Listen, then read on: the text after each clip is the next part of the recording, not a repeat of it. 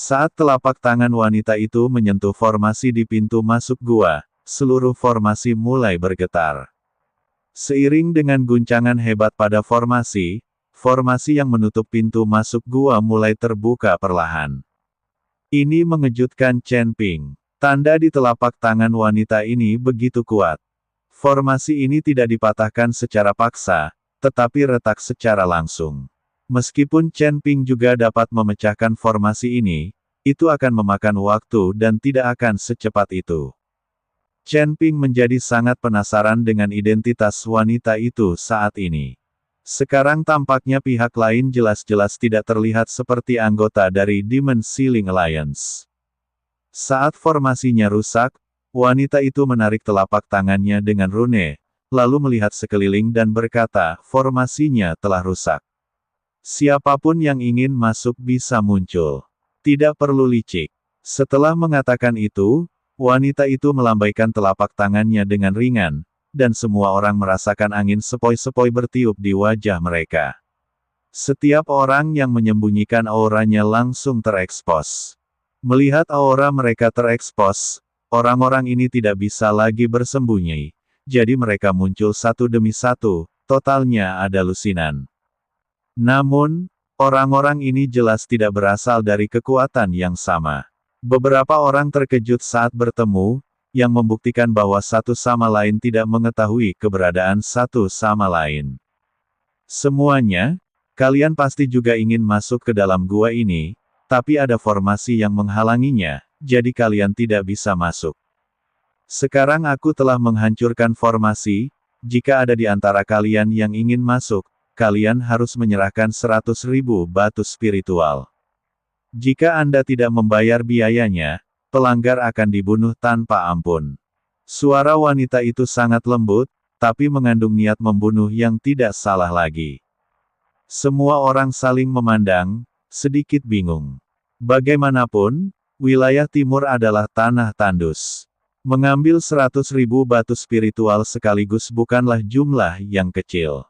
Peninggalan ini adalah peninggalan zaman dahulu dan bukan milik keluargamu. Mengapa kami harus membayarnya? Pada saat ini, seorang biksu bertanya dengan perasaan tidak puas.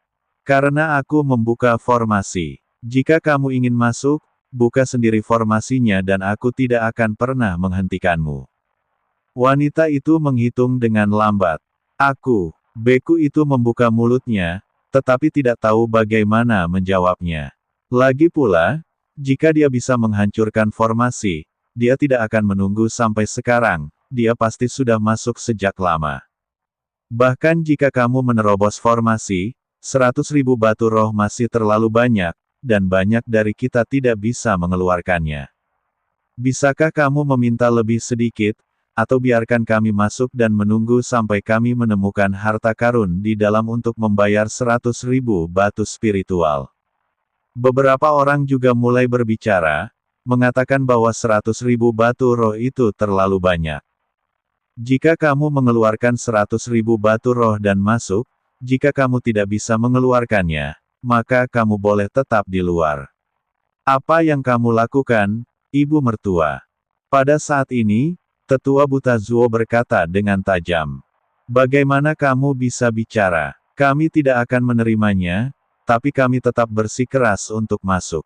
Beraninya kamu. Engah. Seorang biksu merasa tidak puas dan menentang sesepuh Zuo yang buta, tetapi sebelum dia dapat menyelesaikan kata-katanya, dia melihat kilatan cahaya dingin. Kepala biksu itu langsung terbang, dan dia tidak bisa mati lagi. Anda harus tahu bahwa mereka yang dapat menemukan tempat ini bukanlah biksu biasa, kebanyakan dari mereka berada di alam kesengsaraan tingkat ke-7 atau ke-8. Sekarang dia dibunuh oleh tetua buta Zuo dengan satu pedang. Kali ini, semua orang langsung ketakutan dan tidak berani lagi berbicara. Ketika wanita itu melihat ini, dia tidak menegur penatua Zuo buta, dan dia sepertinya menyetujui perilaku penatua Zuo buta. Lagi pula, ada begitu banyak orang. Jika mereka tidak terkejut, mereka semua bergegas ke pintu masuk gua, itu akan merepotkan. Setelah semua orang merenung sejenak, beberapa orang berbalik dan pergi, tidak tahu apakah harus mencari batu roh atau pergi tanpa daya. Beberapa orang mengertakkan gigi, menyerahkan 100.000 batu roh, dan kemudian berhasil memasuki gua. Orang-orang harus menundukkan kepala di bawah atap. Bagaimanapun, lawannya terlalu kuat dan tidak ada yang berani melawan. Dalam sekejap, wanita itu mengumpulkan jutaan batu spiritual. Ini sungguh bagus. Tuan Chen, apa yang harus kita lakukan? Zhu Qingxiu memandang Chen Ping dan bertanya. Lagi pula, mereka tidak punya banyak batu roh untuk dibagikan. Bahkan jika Zhu Jiazhen diminta melakukannya, dia mungkin tidak akan bisa melakukannya sekarang. Bagaimanapun, sumber daya Zhu Jiazhen hampir habis untuk merawat Zhu Yuanji. Aku akan bertanya. Chen Ping berjalan menuju wanita itu.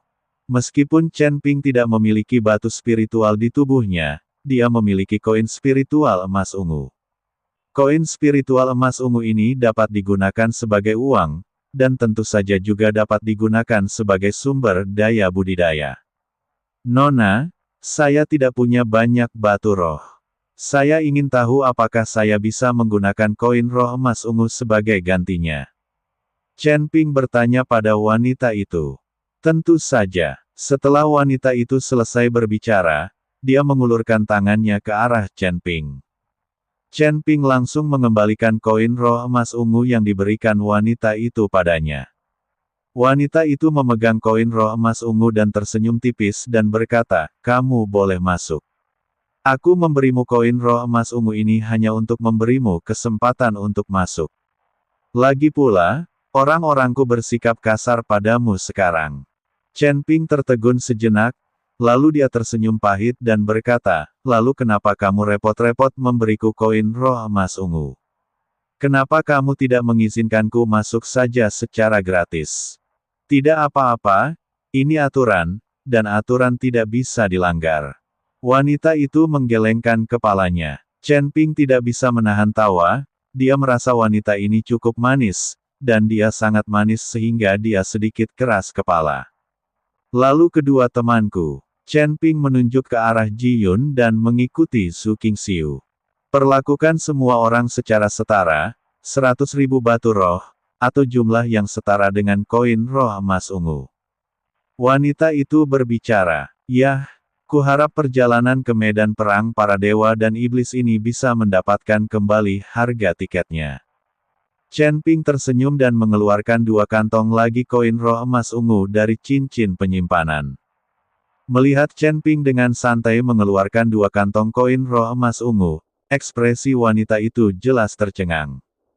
Lagi pula, orang yang bisa mengeluarkan begitu banyak koin roh emas ungu dengan begitu saja pastinya bukan orang biasa. Wanita itu mengambil koin roh emas ungu dan kemudian bertanya, "Bolehkah saya bertanya apa yang saya sebut rekan Tao ini?" Chen Ping. Chen Ping langsung menyebut namanya. Sekarang dia tahu bahwa pihak lain bukan dari Demon Ceiling Alliance. Chen Ping tidak perlu menyembunyikan identitasnya. Benar saja, ketika wanita itu mendengar kata Chen Ping, ekspresinya tidak berubah. Sepertinya dia tidak mengenal Chen Ping, dan dia tidak tahu tentang pengejaran aliansi penyegel iblis 100 tahun terhadap Chen Ping. Melihat ekspresi wanita itu, Chen Ping akhirnya menghela nafas lega. Wanita itu bukan dari Demon Ceiling Alliance, dan dia tidak tahu tentang urusannya sendiri. Dengan cara ini, Chen Ping akan relatif lebih aman di medan perang para dewa dan setan. "Namaku Lin Keting, mereka semua memanggilku Xiao Ting." Wanita itu mengikuti Chen Ping dan memperkenalkan dirinya. Merindukan. Penatua buta kanan membuka mulutnya untuk mengingatkan Lin Keting sesuatu, tetapi Lin Keting memelototinya dan menarik kembali kata-katanya. "Nona Lin, sampai jumpa lagi. Sampai jumpa di medan perang para dewa dan iblis." Setelah Chen Ping selesai berbicara, dia hendak membawa Ji Yun dan Zhu Qingxiu ke pintu masuk gua. Tapi saat dia berbalik, Lin Keting tiba-tiba memanggilnya, "Tunggu sebentar. Apakah ada hal lain yang terjadi, Nona Lin?" Chen Ping memandang Lin Keting dengan heran dan bertanya, Apakah kamu baru saja berbicara tentang medan perang para dewa dan iblis? Bagaimana kamu tahu ini bukanlah reruntuhan, tapi medan perang para dewa dan iblis? Saat itulah Lin Keting bereaksi. Anda harus tahu bahwa semua orang salah mengira tempat ini adalah reruntuhan kuno, tetapi hanya Chen Ping yang menyebutnya sebagai medan pertempuran antara dewa dan iblis. Apa sulitnya ini? Aura medan perang antara dewa dan iblis telah bocor. Tentu saja aku mengetahuinya. Dan ini bukan medan perang pertama antara dewa dan iblis yang saya masuki, jadi saya bisa mendeteksinya. Setelah Chen Ping selesai berbicara, dia berbalik dan berjalan ke dalam gua bersama Ji Yun dan Zhu Qingxiu, tidak memperhatikan Lin Keting. Lin Keting menatap punggung Chen Ping, ekspresinya menjadi serius. Nona, ada yang salah dengan anak ini. Dia jelas berada di alam kesengsaraan tingkat ke-7, tetapi temperamennya tidak sesuai dengan levelnya. Penatua Zuoxiang baru saja mengambil tindakan. Jika dia adalah biksu tingkat 7 biasa di alam kesengsaraan, dia akan ketakutan setengah mati. Tapi bukan saja orang ini tidak takut, dia benar-benar mengaktifkan kekuatan magis pelindung tubuh di sejenak. Dan dia baru saja mengeluarkan begitu banyak koin spiritual emas ungu. Dia jelas bukan biksu biasa. Saya harap wanita itu lebih berhati-hati terhadap anak laki-laki ini. Penatua buta itu mengingatkan dengan suara rendah. Lin Keting memutar matanya ke arah tetua buta di sebelah kanan dan berkata dengan marah, "Saya buta, tidak bisakah saya melihatnya? Apakah saya perlu Anda mengingatkan saya?" Ketika tetua buta kanan melihat ini, dia terlalu takut untuk berbicara. Alasan mengapa Lin Keting bersikap buruk terhadap tetua buta di kiri dan kanannya adalah karena kedua orang ini pernah memata-matai dia sebelumnya. Meskipun dia tidak melihat apa-apa, Lin Keting masih mengkhawatirkannya. Kedua orang tua ini juga membayar harga satu mata untuk ini, tetapi mereka juga merupakan berkah tersembunyi. Mereka diambil di bawah komando ayah Lin Keting dan terhindar dari perburuan. Anda harus tahu bahwa pembudidaya iblis bertahun-tahun yang lalu adalah seekor tikus yang menyeberang jalan dan semua orang berteriak untuk memukulnya. Kali ini Lin Keting membawa keluar dua orang tua buta, itu sebenarnya adalah upaya ayahnya untuk meringankan hubungan mereka. Benar orang buta? Aku hanya menembak dengan santai dan tidak menggunakan kekuatan penuhku sama sekali. Jangan menyanjung anak itu. Jika aku menggunakan kekuatan penuhku, anak itu pasti sudah lama mati. Penatua Zuo Blain berkata dengan agak tidak senang. Lagi pula, kata-kata Penatua Yu Blain bermaksud meremehkannya, jadi tentu saja dia tidak akan senang karenanya. Tarik dia ke bawah. Saya pikir Anda mungkin tidak dapat menyakiti anak itu bahkan jika Anda mencoba yang terbaik. Tidakkah Anda melihat anak itu tiba-tiba mengaktifkan teknik perlindungan tubuh ajaib? Seluruh tubuhnya ditutupi sisik emas. Ini adalah jelas bukan teknik biasa. Dan gadis itu sebenarnya adalah murid dari Sekte Wanjian. Kamu harus tahu bahwa orang-orang di Sekte Wanjian itu semua hanya mencari ketenaran dan reputasi. Dan mereka memiliki visi yang sangat tinggi. Bagaimana mereka bisa menjadi pesuruh? Jelas gadis itu adalah pengikut anak laki-laki itu, tapi anak laki-laki itu bukanlah murid dari Sekte Wanjian. Ini menunjukkan bahwa kekuatan di balik anak laki-laki ini jelas tidak sederhana, dan bahkan sekte seperti Sekte Wanjian pun yakin. Elder Yu Blain menganalisis secara langsung. Saya harus mengatakan bahwa penatua buta kanan ini memang memiliki otak yang jauh lebih baik daripada orang yang berpikiran sederhana seperti penatua buta kiri. Aku tidak akan memberitahumu lagi.